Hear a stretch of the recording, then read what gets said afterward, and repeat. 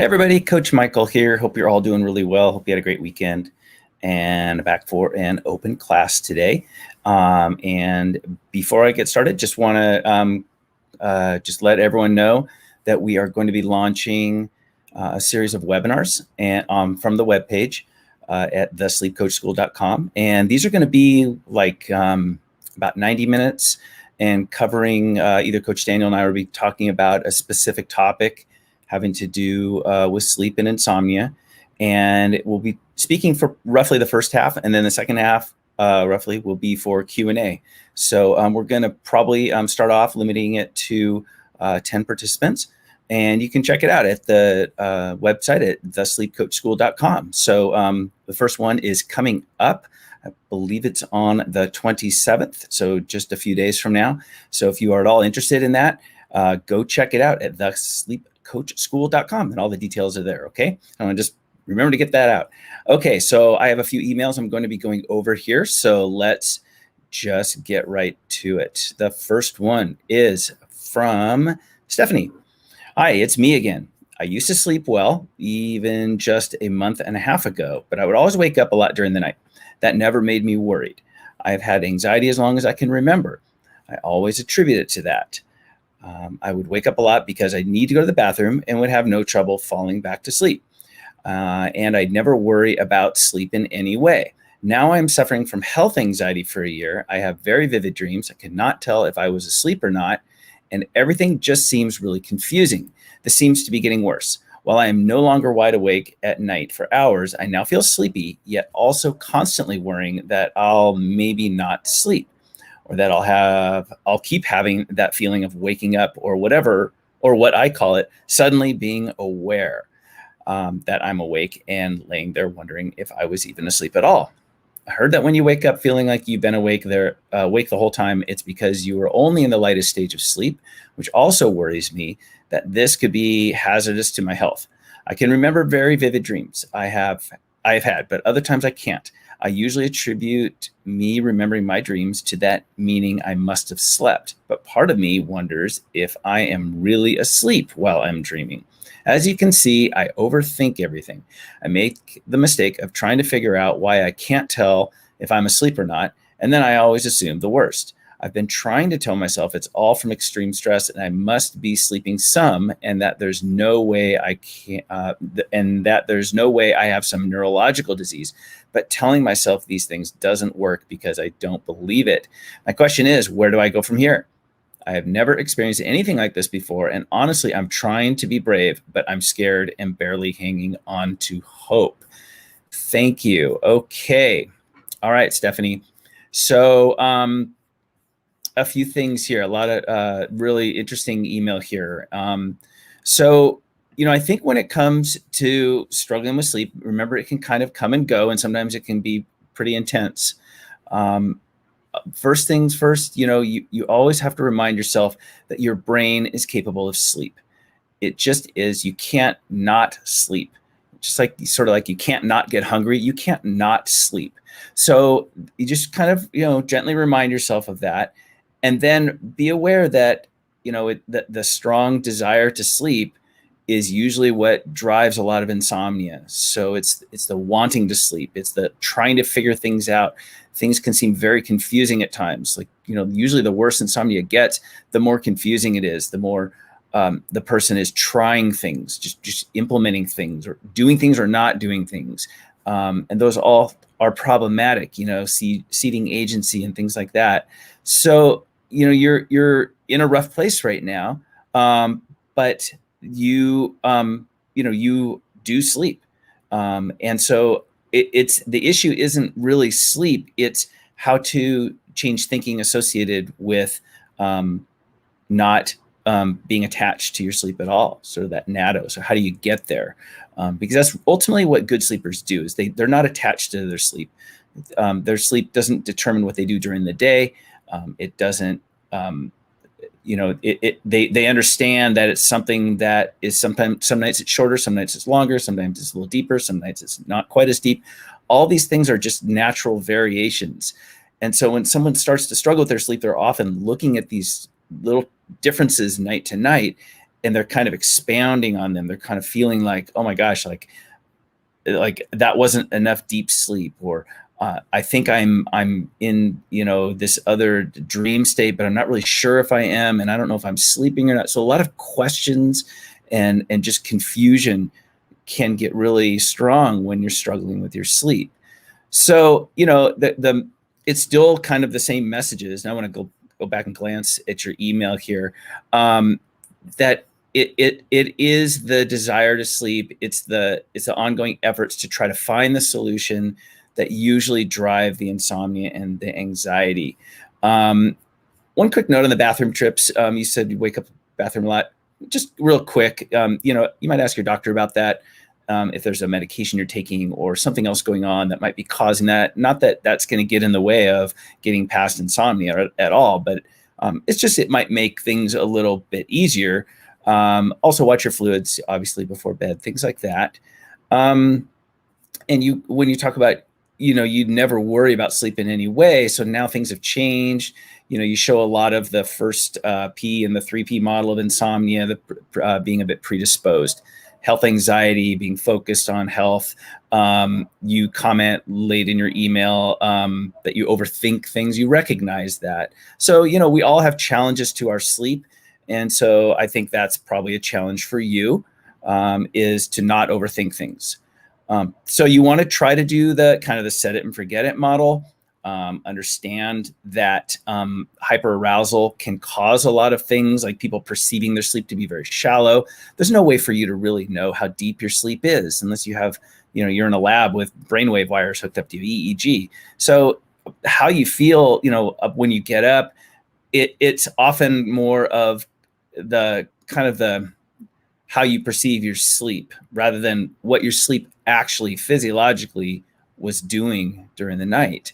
So, just some comments there. I think, you're going to be completely fine. It's not, you show so many signs of traditional insomnia with the associated anxiety that it doesn't, you're not showing signs of rare neurological conditions. Of course, no medical advice here. And if you need, ask your doctor about your overall health, of course. But I just want to point out that you do illustrate a lot of common chronic insomnia kinds of statements. And, so try to learn as much as you can about sleep, understand how sleep drives, the hyperarousal associated with insomnia, and that, it is a change of thinking that ultimately is what is necessary there. Okay. So hang in there. You're going to be fine. The school, with this channel, we try to offer a lot of hope for people. So I want to make sure that, you can always gain hope here. There's a bunch of videos here on this channel, and there's playlists, and you can find things that are interesting to you, that might help your situation. Okay. All right. Thank you, Stephanie, for your email. Appreciate it. Okay, let's go to, let's see if we can jump in here. Our second email is from Phonovan. Hi there. I really appreciate your videos. Thank you very much. I'm having a problem now where I get into bed exhausted and I have no problem relaxing, like I'm about to fall asleep, but sleep just doesn't come for me. I also have a problem where if I try to sleep in one location of my house, I get an urge to move to another location of my house after about half an hour. Because of this, I'm getting to bed at around 6 o'clock a.m., I'm assuming, and getting up around 12 noon. Why is this happening, and what should I do about this? I have occasional periods of insomnia. I think this is one of them, and I just want it to be over. It's gone on for 3 nights, and my previous one went on for 5 nights, and I'm just hoping that it ends soon. Yes, okay. Thank you so much, Phonovan. Yes. Okay. So I want to talk about the feeling of being exhausted. It's kind of in the category of feeling tired and fatigued, drained. These are all kind of physical terms. So that's different than feeling sleepy. So feeling sleepy is more of kind of a mental losing focus on what you're doing kind of state. So people can be super tired and exhausted, but not sleepy. And the thought with insomnia is that is the hyperarousal, the baseline hyperarousal that's kind of always behind the scenes, kind of driving that mental alertness, especially as it gets around the sleeping hours. It goes into kind of overdrive, right? The hyperarousal, the wondering about being awake, and the fear of being awake, and the consequences of the next day, what's going to happen, and how do I get over this, and I can't do this again. All of these kinds of thoughts come in to really drive the insomnia. So you just want to be aware of that. And but a big message, I think, is understanding that being exhausted is not sleepy, and you want to experience at least a bit of sleepiness before you lay down. It's kind of logical, right? I mean, why lay down just if you're tired? And I like to kind of phrase it like, your bed is for being sleepy. It's not for getting sleepy per se. And there's no exact way to do this. How do you know exactly when you're truly sleepy? You don't know exactly. It's kind of a transition, but you want to make sure you're more than just kind of tired. You might be starting to experience a little bit of that losing mental focus feeling before you lay down. But you never want to be in bed for long stretches trying to force your sleep, because that really over time erodes your sleep confidence and really makes the anxiety associated with sleep much higher. So jumping around from different places in your house to sleep, it's like you're looking for the perfect spot. And, that's not the answer.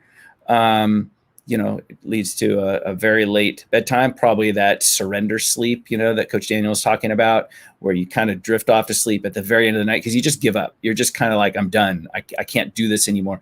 And that's often when sleep kind of happens. So, people with insomnia will describe that. They'll say, as the sun's going up, sleep gets easier. That's mostly not from a sleep drive thing. That is mostly because they're surrendering. They're saying, I can't do anything more. I've exhausted all my options. I can't sleep. I don't know what I need to do to sleep. And that's what it takes. Once you get to that point, then you have, then sleep usually comes easily. So that's why I would answer your first question there. But down here, I guess that was the only question, but down here you describe really wanting to sleep. And by the way, 5 nights, these are not long-term kinds of things. A lot of people we talk to as clients, they struggle for years. So that's a lot of hope right there. That it's just, you just have to kind of change your thinking a bit to make sleep much easier. But that desire to sleep it really comes out in your last paragraph there. So, it's the desire that's the issue. It's not finding the right exact solution. It's the desire. It's the really wanting to. It's sort of like, and analogy might be like watching a pot of water boil, right? You just want it to boil. You're staring at it, and then you go, oh, forget it. You turn away, and then it seems like even if it was 5 seconds later, you turn around, the pot of water is boiling. It's kind of like that idea. Is that expectation kind of thing that is often seen with sleep. So it's the answer isn't finding the going through your entire house trying to find like the best place to sleep. It's more of a change of thinking, the way that you're approaching your sleep. I think that would be your best solution there. Okay. Thank you so much for your email. Really appreciate that. Hope to hear from you again. Keep us posted.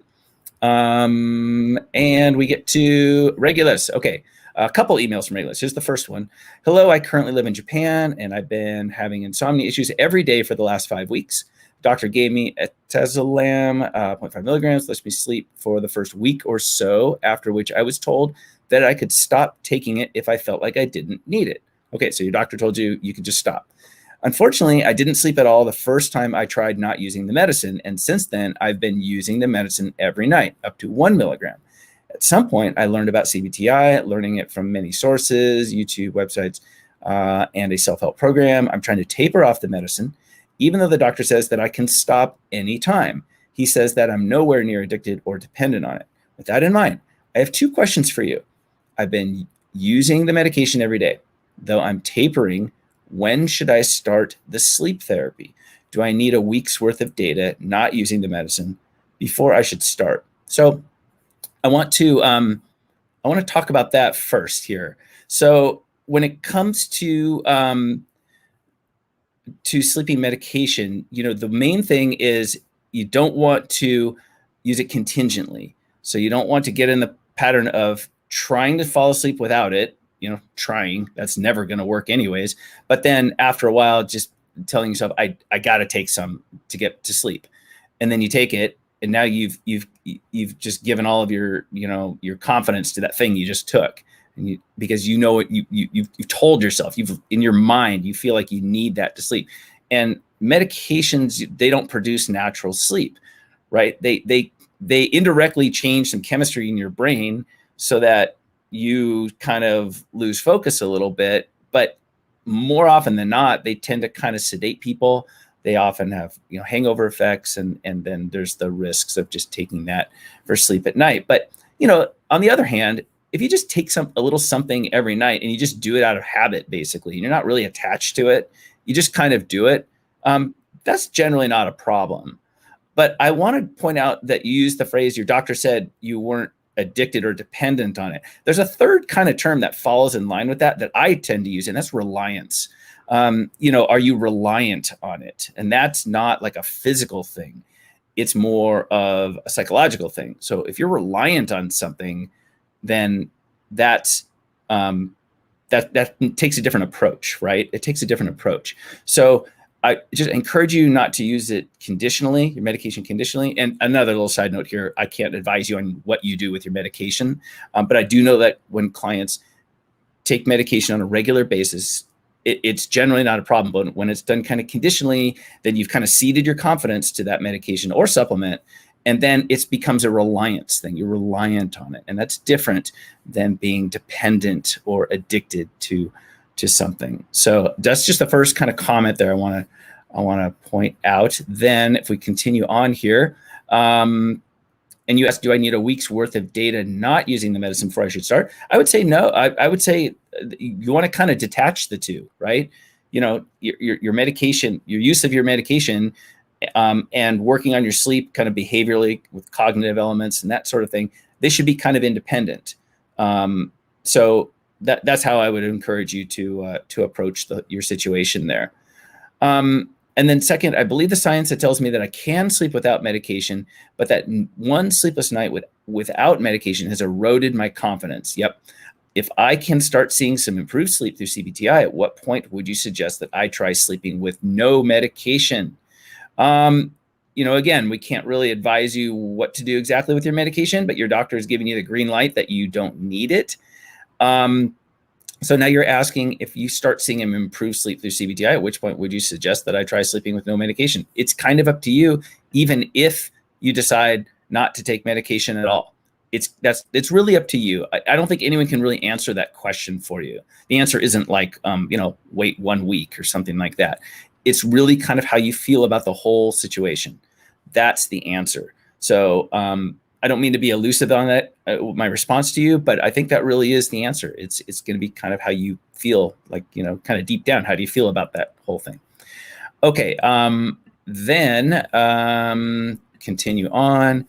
A follow-up email from Regulus. Hello, I wrote in a question the other day, but I had another one. I hope you won't mind. No problem. I'm about to start CBTI and my numbers don't look very good. I tend to sleep about 5 hours per night, 60% efficiency. The CBTI books I've read tell me to sleep restrict 5 to 5.5 hours. If I were to increase that to say 6 to 6.5, less scary, would CBTI become less effective in treating insomnia? Much thanks. Okay, this is kind of where we get to the issue with CBTI, is that it's kind of rule driven, it's kind of strict and regimented, and that can produce a ton of anxiety, sleep related anxiety. I'm not a fan of the sleep window. I know Coach Daniel is kind of the same, that it's not about dialing in the exact amount of time in bed that is ultimately the solution to insomnia. CBTI is mostly about the sleep drive. The sleep drive is very simple. It builds while you're awake. It builds over time, right? You're awake, your sleep drive is naturally building. You have the secondary circadian fluctuation, but generally it is time, wakefulness. Wakefulness drives sleep. And then the other issue is that if you're in bed for long stretches of time, you are very likely spending at least decent chunks of time trying to force your sleep. That's where the sleep restriction comes in. It's really more like in bed restriction. So some of that is helpful, but to get really specific with an exact amount of time and all that, I don't think is helpful. I think it creates more anxiety. As you said, it's less scary, even with like a 1 hour increase in your allotted time in bed.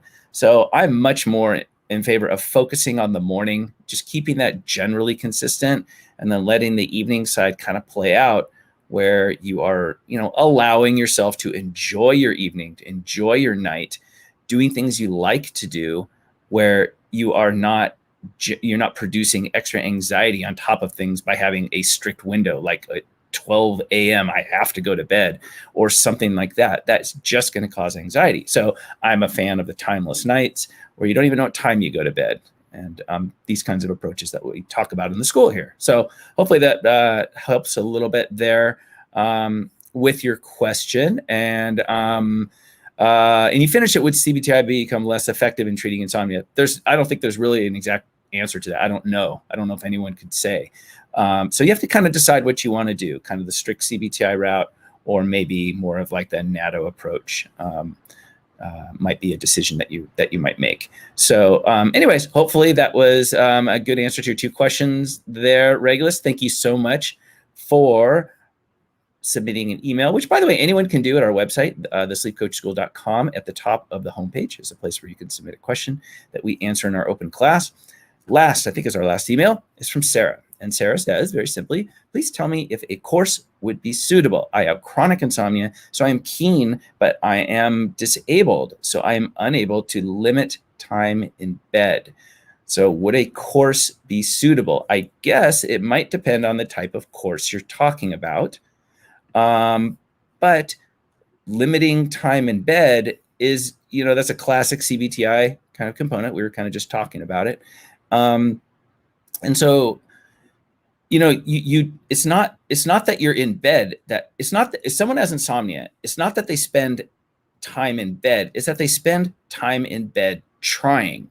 So I kind of describe it as, in bed flat with the light off. If you're doing that for long stretches of time, there's a decent chance that you're in your mind, you're kind of mulling over things like, what do I need to do to sleep? I really need to sleep. What's going to happen tomorrow if I don't sleep? What did I do this evening that I didn't do or did do that's different, that's making me not sleep? I think it's just a ripe environment for that kind of thinking that's going to keep the insomnia going.